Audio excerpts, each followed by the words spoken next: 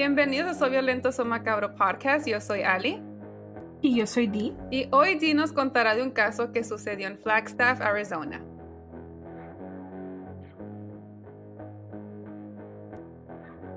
Food is essential for survival, especially for children, as it provides the nutrients and energy needed for proper bodily function. However, in March 2020, 2 young boys were deprived of this necessity and confined to a dark room by their caretakers. This is a tragic case of 6-year-old Deshaun Martinez. Advertencia: la información de este caso puede ser desencadenante para algunos. Tenga en cuenta que algunos de estos casos pueden involucrar menores de edad, abuso, violación o violencia. Escuchen con precaución. Warning: the information on this case can be triggering to some. Please be advised that some of these cases may involve children, abuse, rape, and violence. Listen with caution.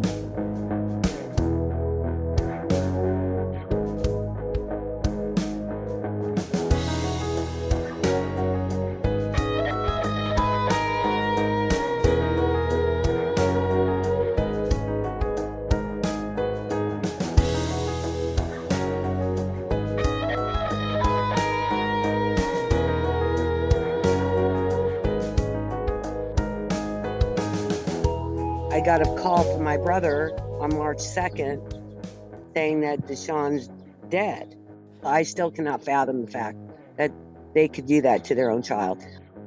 On March 2nd, 2020, at 12:39 p.m., police were called to an apartment in Flagstaff, Arizona. Ann Martinez told 911 operators that she had found her 6-year-old grandson unresponsive and he appeared to be dead. However, when officers arrived at the scene, they were completely unprepared for the horrors they were about to encounter in the Martinez apartment. As they entered the apartment, they found the lifeless body of a 6-year-old in a bedroom. Firefighters were unable to revive the boy, and he was pronounced dead at the scene. At the time, police noted that the body's physical appearance did not correspond to his age. The family claimed that the boy's low weight was due to him getting into caffeine or diet pills that were in the home for weeks leading up to the death. This just gave even more of a puzzling feeling to detectives and police officers that something wasn't right, especially because there was a second boy in the home with the same malnourishment as the boy that was found dead. When officers began to investigate the case, Elizabeth Archbeck and Anthony Martinez told police officers that their 6-year-old son, Deshaun, was malnourished because of a medical condition, which made it hard for him to gain any weight. During their interrogation, Elizabeth told officers that Deshaun was fed a lot in order for him to gain more weight, while Anthony told officers that the family was actually on a budget and they were waiting for their food stamps to kick in order for them to buy more fatty foods for Deshaun. Anthony also told authorities that the boys only had oatmeal and bread for breakfast and lunch. So they just kind of try to play it off as the kids were well fed and try not to raise any suspicion. What makes this event even more tragic is that 6-year-old Deshaun and his 7-year-old brother were regularly kept in a 21 by 25 inch bedroom closet for 6 hours a day, and they were denied access to food and water, which, if you put yourself in that perspective, 2 boys, 2 kids are left in the smallest space, confined in the dark for 16 hours. The police actually found out later that the 7-year-old boy had rationed his food for it to last for those 16 hours. So in case he got hungry within those 16 hours, he would occasionally eat the food that his parents gave him. According to the police, the couple stated that the boys were confined as a punishment for stealing food at night while they were sleeping. Anthony also admitted to the officers that he would sit outside of the door in order for them not to leave. And he would just sit there and play video games until they fell asleep. Although Deshaun's older brother survived, he was also really malnourished. When he arrived to the hospital, he weighed 28 pounds. Let me put that in perspective. A 7-year-old boy was weighing 28 pounds. One of my pugs can easily weigh 20 pounds. So my thought process is, if I carry both of my pugs, that's almost like 40 pounds. I cannot imagine how tiny this kid looked for 7 years old. He was hospitalized and recovered within 3 weeks of treatment. In those 3 weeks, he was fed through a feeding tube because he himself could not even have the energy to eat his own food. Qué desgraciados estos padres. Like, no tienen corazón. Let me say that again. Ni son padres. I don't even want to call them parents because that's not being a parent. Oh, exactly. No. Mind you, when these police officers arrived to the home and went into that room, they said that the closet itself was very small and the bottom of the closet was covered in this orange plastic and that it smelled like urine. So you can just, as soon as you open that door to that closet, it just smelled like urine. Like, these kids were kept there according to court documents, they were kept there from 8 p.m. all the way to noon of the next day. So imagine all of that time, no food, no water, no bathroom breaks, and just kept in the dark. ¿No iban a la escuela? No. They also weren't going to school. Police also reported that the couple actually had 2 more children apart from Deshaun and the 7-year-old boy. The ages of these 2 children were actually a 2-year-old baby girl and a 4-year-old baby girl in 2020 during the time of this case. The only difference is that the girls were found very healthy and they were at normal weight. And the daughters had no restrictions to do whatever they wanted in the home, which is 2 different perspectives of the life they were living. After the investigation and finding the evidence, Elizabeth Archbeck, Anthony Martinez, and the grandmother, Ann Martinez, were charged with first-degree murder, kidnapping, child abuse in connection of Deshaun's death. They all pleaded not guilty, and they pleaded not guilty?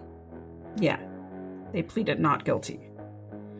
All 3 suspects remained behind bars on a $3 million cash-only bond. So each one of them had a $3 million cash-only bond. But once we move deeper into the investigation, you start to unravel this life of the life of just Deshaun being just a horrible way of life. No tuvo vida, niño. No. And I couldn't even wrap my head around what this poor child went through in his 6 years of life. According to Deshaun's autopsy report, it shows at the time of his death, Deshaun actually weighed 18 pounds, which is extremely below the average weight of a child his age. Pues sí, un niño recién nacido a veces pesa hasta 10 libras. Y él tenía 6 años y pesaba 18. Wow. Yes. According to the autopsy records, he actually weighed the same amount that he weighed when he was 1 year old. Yeah, so it was a 1 year old. You can compare a 1 year old's weight to a 6 year old. That's a whole years of how malnourished this child was. It's insane. Yeah. The verdict of the autopsy conducted that the manner of death was actually homicide. During the autopsy, Deshaun's medical history was brought up, and it showed that he had trouble gaining weight. Deshaun was only 2 weeks old when he was hospitalized due to sepsis and a urinary tract infection. This resulted for him to not having very difficulties in gaining weight, because every single time he was being fed, he would throw up. And this whole sepsis and UTI affected his life, because he also had like a major fever. So he was hospitalized for, I think, 10 days. And those 10 days, Deshaun was hospitalized, he was fed regularly, and on the time of his discharge, they told the family, like, this is the routine, this is how you have to feed him, this is what needs to happen. Medical examiner Lawrence Zernicke noted that Deshaun had a skeleton appearance, with skin stretched over his bones, and no body fat. His skin was depressed into his cavities of his face, and his eyes were sunken in, and there was just dark circles around his eyes. His hair was also very brittle, and it would just fall very easily. According to the same autopsy report, they also found abrasions and bruises around his body, but none of them were life-threatening. But still, they noted that in the autopsy. They also brought up his medical history, and when he was 4 years old, he weighed 34 pounds. Then he dropped to 27 pounds a year later, and eventually weighed 18 pounds when he died. Again, that was the weight that he had when he was 1 year old. Medical examiner told the jury with tears in her eyes that Deshaun was in a non-life sustained state of starvation, which means he was dead, but still living. It's heartbreaking to understand that a child is in this type of distress and torture and abuse, and while his siblings, like his female siblings, are just completely healthy and fine. Regardless of the medical condition that he had, if he had parents that were willing to provide proper treatment, he wouldn't have to suffer this way. Based on court testimony, on the morning of Deshaun's death, the older brother had tried to crawl out of the closet to retrieve food from the kitchen. Elizabeth told her attorney that she had caught the boy and told him to get back inside the confined space.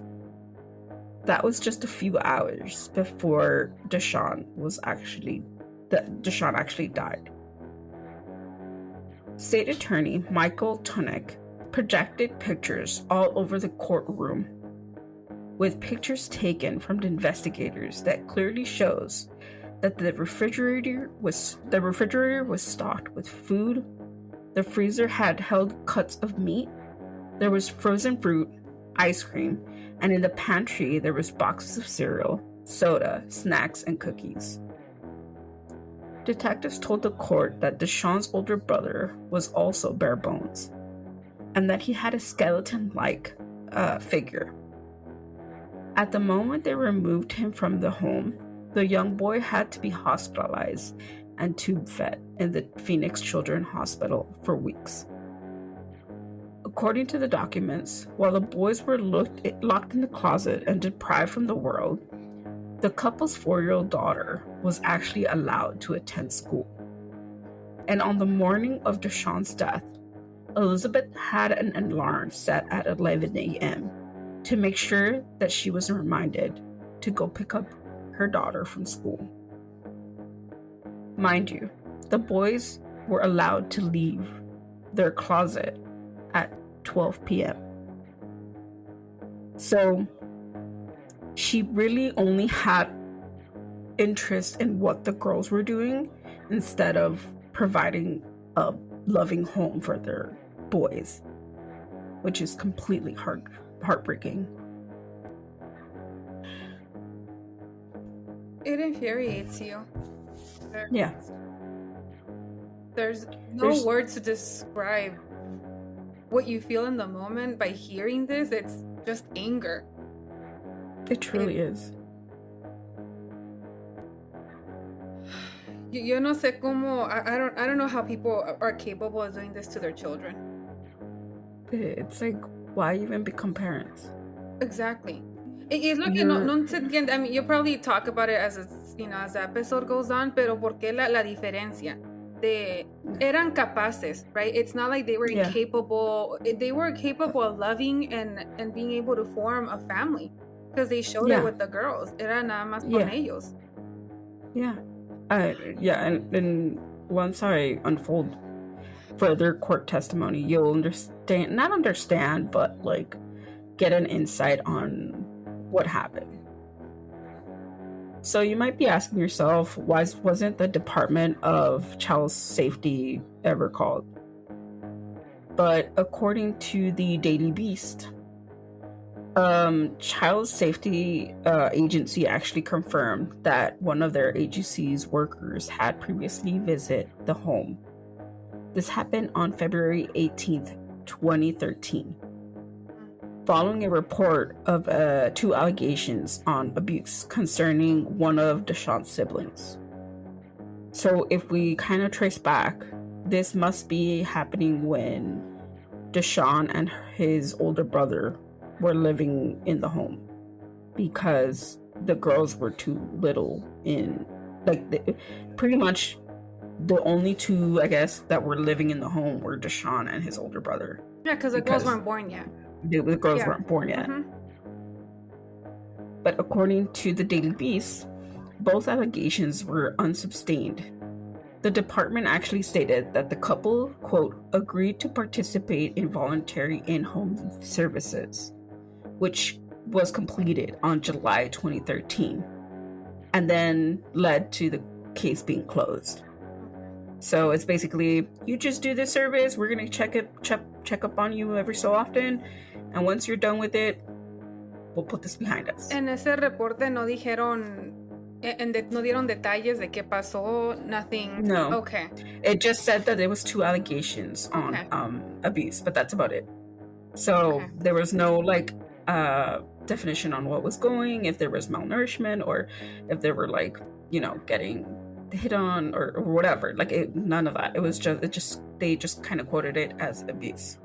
But again, as soon as they did their service, they closed the case. A lo mejor no encontraron suficiente proof that there was to hold it abuse together. Or maybe the parents just they completed their classes and they every time they went to check on the house on the kids they were fine, so they were just like, okay, that's the case it's closed. Yeah, exactly. During court, the children's foster mother actually took the stand. The children's foster mother said that the surviving boy was the size of his arms were the circumference of a broomstick. So if you've ever held a broom, you know how really thin they are. They're probably this size or less. That's how thin his arms were when she took him into her home. She also goes on to say that his body... the foster mom del hermanito, ya cuando pasó todo esto, she brought him to her house. And she says that his body, when he would stand up, when he would just be just standing up, that it actually looked like his body swallowed a beach ball of how disproportionate his body looked. Con la pancita. Yeah. She also recalls that he was used to kneeling on his knees when he was in the closet, that for a whole year he couldn't straighten his legs. You can only imagine the amount of suffering this poor child went through by how the description of the foster mom is being portrayed in the court. She also goes on to say that the young boy received so much trauma from his parents and his grandmother that the 7-year-old boy needed to be pushed around in the stroller, and kind of remind him that it's okay to leave the room and to go to the bathroom. She That's also how he told the was judge, used to. yeah, Le costó al principio, pobrecito, y confiar en alguien más también. yeah, exactly, to feel that nourishment and that love again. The It's love, insane. The young boy also suffered brain damage and will remain as a developmentally delayed, is what according to court documents is written. So I'm assuming there's like still some delays when it comes to functioning and like learning and like anything that has to do with like enhancing his brain development. activity. Yeah. Porque no fue a la escuela y me imagino que los papás no le enseñaron nada. They didn't take the time to sit with him, read with him, teach him. So his brain didn't develop as it should have. Yeah. She also told the judge that even though the girls were actually taken care of well, there was still long-lasting emotional trauma when it came to their upbringing. One of the saddest parts that the foster mom actually explains in the court testimony is that the girls are still set up like little like games and playtime to include their fourth sibling, even though their fourth sibling is no longer here. During her final testimony, the foster mother looks at Elizabeth and says, quote, "I am eternally saddened that you threw away the privilege of being a mother." Para lo que le importa. Exactly. According to Elizabeth's defense attorney, she told the judge that she was not the monster, but a victim of extreme trauma. Elizabeth's lawyer told the judge that Elizabeth suffered years of physical and mental abuse at the hands of Anthony. Her lawyer goes on to say that Elizabeth had survived multiple suicide attempts and that she suffered from a setback after being born with methamphetamine dependency, which basically means that her mother had abused meth when she was pregnant, and she just psychologically, or I guess, was born with that in her bloodstream or in her body genetics, and it was dependent on it. The defense argued that Anthony was controlling and jealous throughout the relationship, and it continued after she gave birth to her children. She goes on to say that Anthony never let Elizabeth breastfeed or comfort the boys. But when it came to the girls, he was completely fine with it and allowed her to nurture and take care of the girls properly. Elizabeth told attorneys that after more than 2 years in prison, she felt more free than when she was with Anthony. On May 24th, 2023, Elizabeth pleaded guilty for child abuse and for the treatment of her surviving 7-year-old. However, on July 23rd, 2023, Elizabeth Archbeck was sentenced to life in prison without the possibility of parole. Ann Martinez had pleaded no guilty for several charges, including child abuse tied to disciplining the boys by allegedly hitting them with a coat hanger. According to court testimony, Ann admitted that she was aware of the boys' condition and also says that she disciplined the children when they stole food. This was the abuelita. Yeah, okay. This is the grandmother. But she claims that she didn't do anything wrong. Girl. Yeah. Come on. She is quoted as saying, quote, "I am a law-abiding citizen, just trying to help grandkids not be in the streets." Quote. I know. It was so dumb. I know. When I read that, I was like, calm down, lady. It's like you could help them by actually treating them a lot better than treating them the way that you do. Tú sabías lo que estaba pasando. Don't act like I didn't do anything. Come on. Exactly. On July 2022, Anne was actually had a setback when it came to getting her sentence. I don't know if it was her lawyer or the court itself wanting to get this mental competency. I said it right. Yeah. Mm-hmm. Competency to get an evaluation. So they had to kind of delay her sentencing. Okay. But shortly after the evaluation, and they reviewed the whole, part of getting her evaluation, the judge actually determined that she had the mental capacity to stand trial. And that gave her like a really long setback. So now she's going to have her new court date is in August of 2024. So in like 2 months. It still isn't sure what day she's going to get it in. She was supposed to get her sentencing on January of this year, but it didn't happen. And then they pushed it to March, and that didn't happen. So now she's going to actually, hopefully, go into get her final sentencing in August of 2024. So for that, we'll keep you guys updated.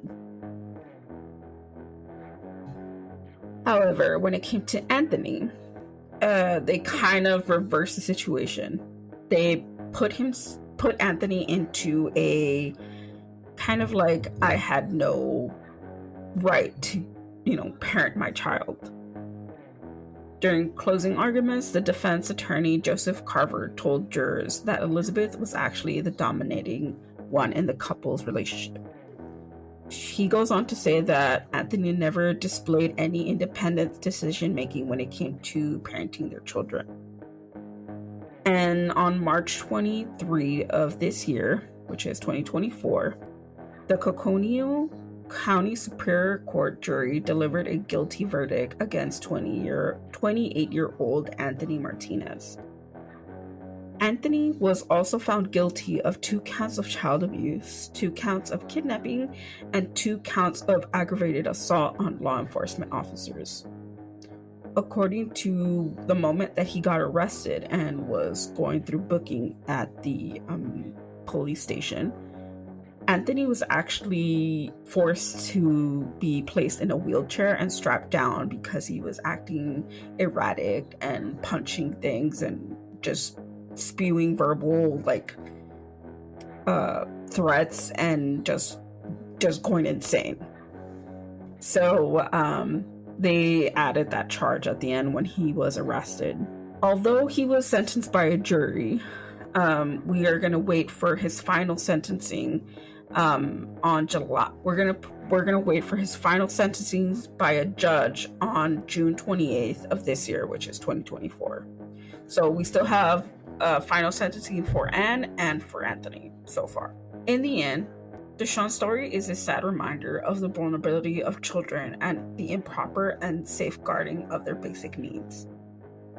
It calls to reflect on our collective responsibility to protect and nurture the most defenseless among us, ensuring that no children ever faces such an unimaginable hardship again. We can simply leave the defenseless to fight for their survival. Constant survival of children who have been through child protective services must maintain and avoid tragic cases like Deshaun. Our hearts go out to Deshaun's sibling, his family, and the investigators who were touched by this case and are fighting for justice. Keep his voice alive. He needs it. This is a tragic case of Deshaun Martinez. He tried to save his brother, but he couldn't. He was only 7 and very, very, very thin. Antoine is my hero. He is really my hero for sustaining everything that he did in that closet. 4 years later, I had a big relief taken off of my shoulders today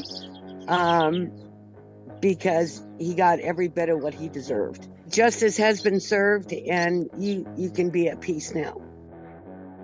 Once again, thank you so much for tuning into this week's episode. That was hard. I know these cases are very difficult, especially when it comes to children and them dying, and especially when it comes to the malnourished and the abandonment and the abuse, especially when it comes from a parent, because they're there to protect a child, and it almost seems like some people just don't care.